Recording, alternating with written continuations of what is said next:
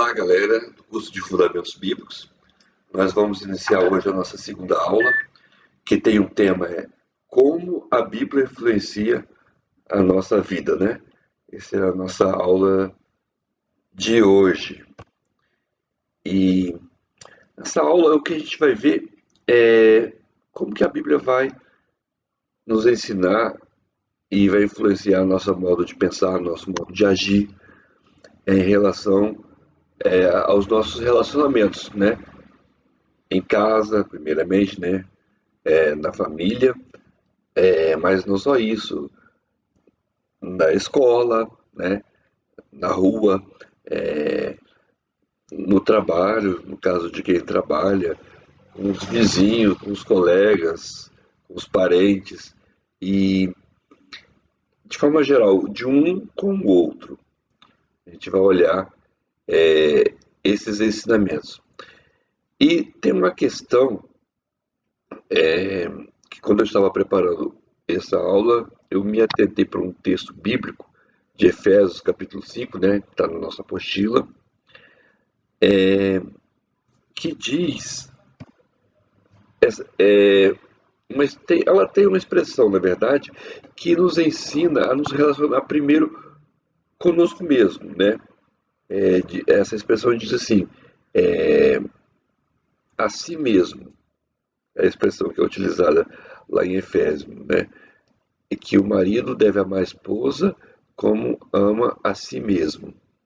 Está ensinando aqui, nesse texto, a respeito da relação do esposo com a esposa, mas aqui a comparação é a própria pessoa, né? O amor que a pessoa tem por si mesma é o parâmetro que Deus usou para poder nos ensinar como a intensidade com que nós devemos amar uns aos outros. E essa expressão eu achei interessante, eu fui pesquisar ela lá na Bíblia, né? Naquele site lá, pesquisa bíblia, né? .com.br, ou algum outro site que vocês preferirem. Eu prefiro esse porque ele traz em ordem cronológica as pesquisas, em ordem dos livros da Bíblia, na verdade. E eu encontrei vários textos bíblicos, não lembro agora quantos foram, mas foram muitos. E eu peguei alguns aqui para a nossa aula de hoje, para a gente analisar eles e a gente poder aprender como é que a Bíblia nos ensina a nos relacionar conosco mesmo. Essa é uma parte que a gente deve aprender primeiro, né? Se eu consigo entender como eu tenho que me relacionar comigo, da forma como a Bíblia ensina, aí eu estou preparado para me relacionar com o outro. E o primeiro texto que eu olhei na Bíblia e percebi a importância dele para nos ensinar essa aprendizagem, é esse aqui que está em Lucas capítulo 9, que diz assim: se alguém quiser vir após mim, Jesus falando, né? Se alguém quiser vir após mim, negue-se a si mesmo. Negue-se a si mesmo. Tome cada dia a sua cruz, vem e segue-me. E o que a gente aprende aqui? Tem aqui uma negação, né? Ele está ensinando assim: quem quiser vir após mim, negue-se a si mesmo. Isso aqui parece meio contraditório. Como que alguém pode querer negar a si mesmo, a sua própria vontade, né? Quem é que gosta de se contrariar? Ninguém gosta de se contrariar. Todo mundo quer fazer aquilo que agrada a si mesmo. Mas Jesus não está falando isso aqui, não. Ele está falando o contrário. Um negócio muito difícil. Negar-se a si mesmo, a sua própria vontade. E isso é assim, sabe por quanto tempo? Todo dia. Mas de vez em quando não. É todo dia, dia a dia. Quem quiser vir a si mesmo, toma sua cruz, vem e siga-me. Então, ainda tem outra coisa. Além de se negar, tem que tomar cruz. E ele está dizendo isso aqui porque é o exemplo dele, né? Que ele tomou a cruz dele foi lá para o Calvário, caminhou, né, para o Calvário, onde ele foi crucificado, né, onde ele foi pregado na cruz e morreu lá. Ele está mandando seguir ele para a cruz, para morrer lá na cruz com ele. Então, negar a sua própria vontade, a vontade do homem interior, do velho homem, do homem egoísta que está dentro de nós, né? Do homem fraudulento, do homem que mente, né? O homem que é pessoa, né? Homem, mulher, menino, menina, o ser humano. Tem que se negar a si mesmo, sua velha natureza pecaminosa, e se entregar para ser morto na cruz com Jesus. Aí vai nascer um novo homem, uma nova criatura. E essa nova pessoa é que está apta para poder aprender como amar o outro. Aí sim eu vou conseguir amar o outro como a mim mesmo. É isso que Jesus está falando, né? Então negue-se a si mesmo, tome cada dia a sua cruz, vem e siga-me. É isso que a gente tem que fazer para poder entender como eu consigo amar o outro a partir do momento que eu nego o meu desejo para abrir mão para o desejo do outro. A partir do momento que eu deixo de lado os meus próprios objetivos pessoais para também poder tentar conseguir o objetivo do outro, né? Ajudar o outro a alcançar seus objetivos, ajudar a outra pessoa a ser feliz, né? Ajudar a outra pessoa a prosperar, ajudar a outra pessoa a, a ter condições de vida melhores. Tudo que eu puder fazer para ajudar o outro, da mesma forma que eu penso em ajudar a mim mesmo, eu tenho que ter a mesma intensidade para com o outro, amar o próximo. Então, negar-se a si mesmo todo dia. Mas tem mais coisa, né? Tem um outro texto, 2 Coríntios, capítulo, 2 Timóteo, capítulo 2, versículo 13, diz assim: se somos infiéis, nós, os cristãos, os discípulos, né, de Jesus, somos infiéis, ele, Jesus, permanece fiel. De maneira nenhuma pode negar-se a si mesmo. Esse texto aqui parece que é contrário ao primeiro que a gente viu, né? Aqui ele fala que Jesus não pode negar-se a si mesmo. No texto de Lucas está dizendo que nós temos que negarmos a nós mesmos. Quem quiser ver pelas mim, negue-se a si mesmo. O velho homem, a velha criatura. Mas Jesus, que é perfeito, né, tem uma natureza divina, que se entregou a si mesmo, ele não pode negar-se a si mesmo, não pode negar essa entrega que ele fez, não pode negar o amor que ele tem, não pode negar a perfeição dele, né, em Deus, porque ele já está, né, ele já é o nosso referencial, ele já é a perfeição de Deus para nós. Não há como ele negar isso, enquanto nós, imperfeitos, devemos negar a nossa imperfeição, a nossa humanidade, para abraçar a perfeição de Jesus. É um texto, esse texto aqui, eles usam a mesma expressão de forma contrária, né? Mas que se complementa. E tem mais um texto que eu achei em Mateus, que eu achei interessante, que diz assim: quem a si mesmo se exaltar será humilhado, e quem a si mesmo se humilhar será exaltado. Está vendo aqui novamente o relacionamento de você com você mesmo, eu comigo mesmo, né? Quem a si mesmo se exaltar será humilhado. Tem pessoas que gostam muito de aparecer, né? De se exaltar, de ter destaque, né? Tem gente que gosta e tem gente não, né? Acho que quase todo mundo tem essa tendência, né? Nós somos assim.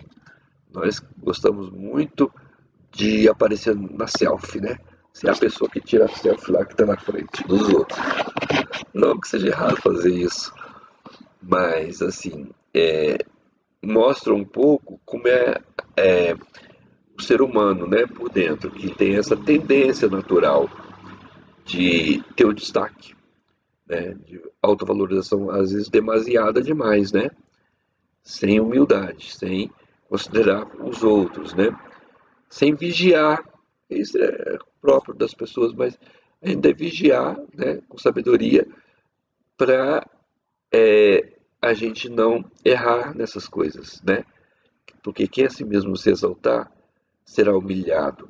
E é triste, né, você ser humilhado. Mas quem si mesmo se humilhar diante de Deus, esse será exaltado, será colocado em destaque, né? É isso que Jesus está ensinando. Uma vez ele ensinou a parábola assim, ó, que um homem, né, foi se sentar perto do governador e Jesus ensinou assim, quando você for se sentar, quando você for convidado para ir na presença de alguém importante, um lugar importante, não se atente nas primeiras cadeiras, né? Nos primeiros lugares, nos lugares de destaque. Vai e senta no último do banco. Porque é melhor que te diga, ei, fulano, vem para cá, senta aqui perto de mim, na minha frente, na, perto de mim, no lugar de destaque. Do que melhor acontecer isso do que você sentar no primeiro lugar e vir a pessoa e falar para você, por favor, dá licença, deixa esse lugar aqui para fulano, que está reservado para ele, e você vai ter que sentar lá no último banco da presença de todo mundo. Então você que quis ter os primeiros lugares foi convidado a ficar lá no último lugar. Mas se você já estivesse lá, talvez você fosse convidado para ficar aqui. É isso que Jesus está falando. Então, quem é assim mesmo se exaltar será humilhado, e quem é assim mesmo se humilhar será exaltado. Então, devemos aprender a humildade. É isso. Quando eu aprendo a ser humilde, eu vou com muita facilidade saber valorizar o outro, né? Saber destacar a importância do outro. Então eu aprendo a me relacionar comigo mesmo nesse sentido e automaticamente estou aprendendo de uma forma muito bacana a me relacionar com o outro. Dando prosseguimento ainda, tem um texto em Romanos que diz assim, ó, porque também Cristo não se agradou a si mesmo. Antes, como está escrito, as injúrias dos que te ultrajavam caíram sobre mim. Romanos 15:3. Cristo não se agradou a si mesmo, né? Ele não queria morrer na cruz, né? Ele disse assim, por causa da dor que ele sabia que ia sofrer, e ele já estava sofrendo lá quando veio sobre ele os nossos pecados, e falou assim, Pai, se for possível, passa de mim esse cálice, mas não se faça a minha vontade, mas a tua. E a vontade de Deus é que ele morresse. Não porque Deus não o amasse, não porque Deus tinha prazer no sofrimento dele, né? Mas porque Deus nos ama. E só ele poderia suportar aquela dor por nós. Só ele poderia passar por aquilo e vencer. E não pecar. E ser um exemplo para nós. E pagar o preço do nosso pecado. Para que pela fé a gente pudesse crer nele e pudéssemos ter a salvação, o perdão dos nossos pecados através do sofrimento dele. Uma dívida que era nossa. Então, ele não se agradou a si mesmo, não mediu esforços, não mediu a dor que ele teria que sofrer. Ele se entregou. E ele é o nosso exemplo. E nós também não devemos medir, né, consequências para agradar a Deus, para, para servir a Deus. Não devemos nos agradar em nada. Jesus diz que quem não estiver disposto a morrer por ele não é digno dele. E às vezes a gente não está disposto a passar por nenhum tipo de sofrimento aqui nesse mundo, a gente não está disposto a sofrer, a negar a nós mesmos, não queremos nos contrariar, não estamos dispostos a nos contrariar para agradar a Deus. Então,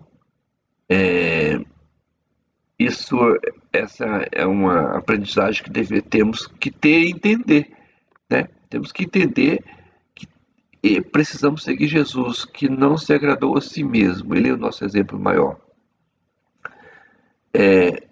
E Jesus ainda fala assim, aliás, o apóstolo Paulo fala em 1 Coríntios 3,18: ninguém se engana a si mesmo. Se alguém entre vós tem, tem-se por sábio nesse século, faça-se estulto para se tornar sábio.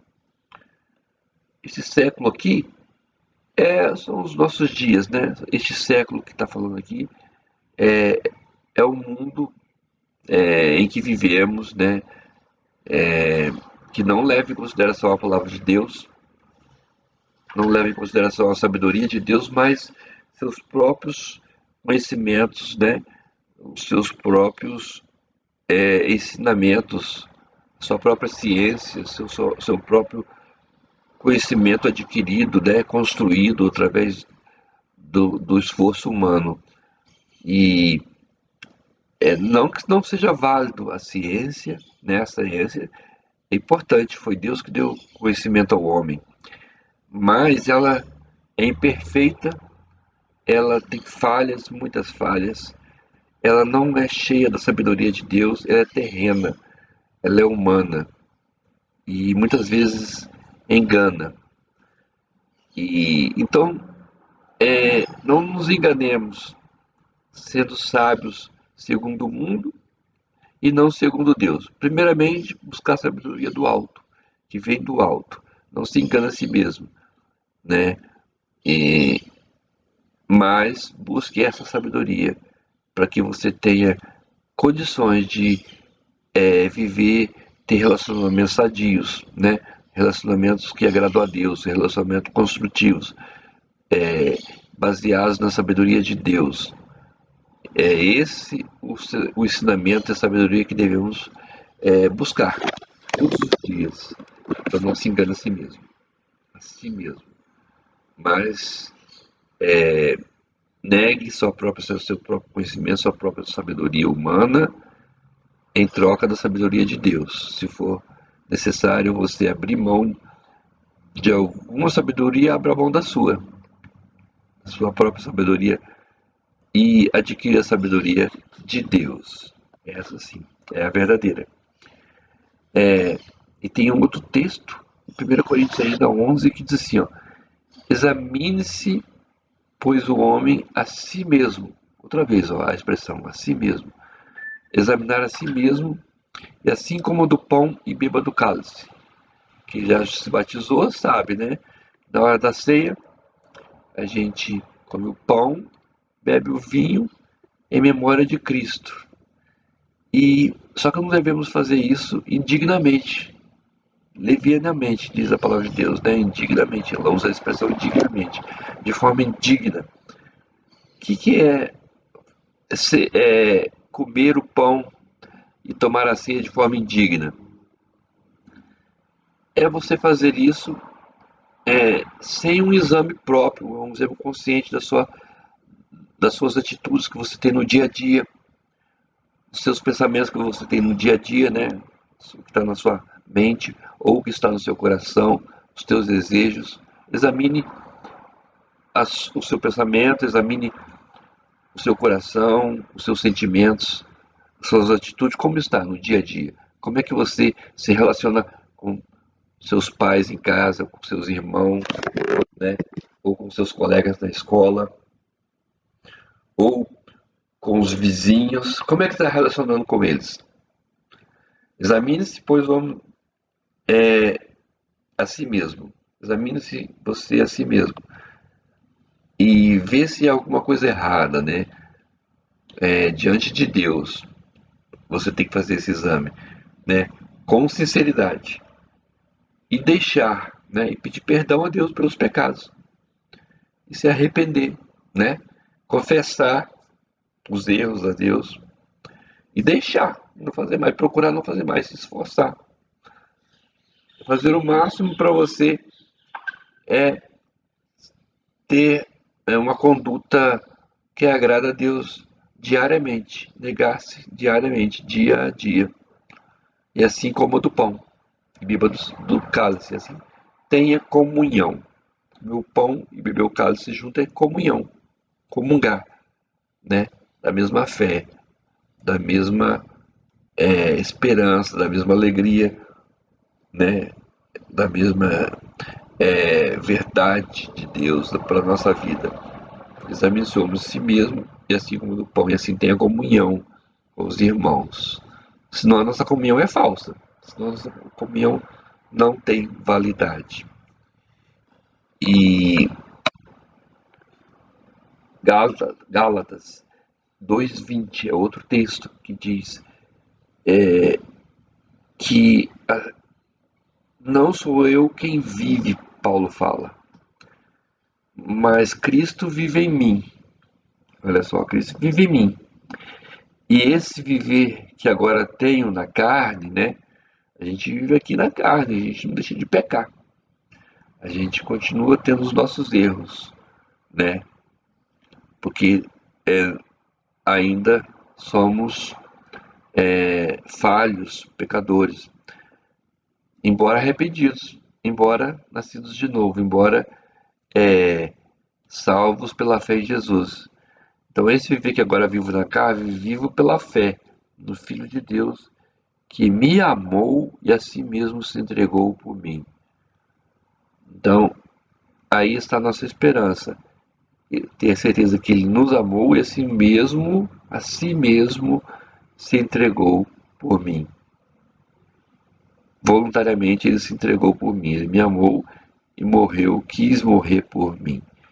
Esse é o maior motivo que eu tenho para querer seguir Jesus, para querer fazer a sua vontade, para querer negar-me a mim mesmo, porque Ele não se negou em morrer por mim, a se entregar por mim, né?